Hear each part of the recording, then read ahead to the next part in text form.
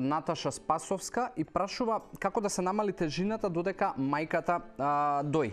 Наташа, намалувањето на тежината и во овие случаи кога мајката дои нема да биде ништо поразлично од онаа стандардна филозофија за непокачување на килажата. Она што е проблем кај мајките и кај доилките е тоа што се во паника после бременоста затоа што можеби имаат вишок на килограми, кои што го немале можеби пред бременоста.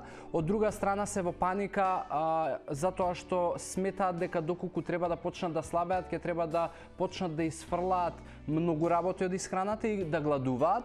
И од друга страна тоа па им прави паника дека можеби ќе се изгуби хранливата вредност на млекото со тоа што они ќе почнат да гладуваат и да isfрлаат одредени продукти или не знам да применуваат некаква диета со цел да ослабнат. Така да јас прво би те советувал да си ја тргнеш од глава филозофијата и идејата и сликата за слабењето дека е нешто што ти треба да го не знам да се мачиш, да бидеш на некаков режим или да isfрлаш нешто од исхраната.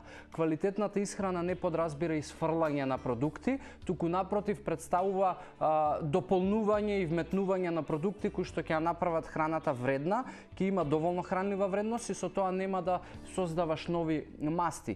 Филозофијата на слабењето секогаш по мене треба да биде да не се доведуваш во ситуација на здебелување. Така да еден начин на живот и исхрана кој што подразбира добар појадок, редовност на оброци, пиење на доволно вода е сосема доволен и без разлика дали си доилка, дали си во бременост, дали не си во бременост, така да нема точна програма, продукт или диета која што вели ова е диетата за доилки и на овој начин исклучиво може да слабеат. Мислам дека ме разбираш, али доколку ти е потребна дополнителна помош, слободно стојам на располагање.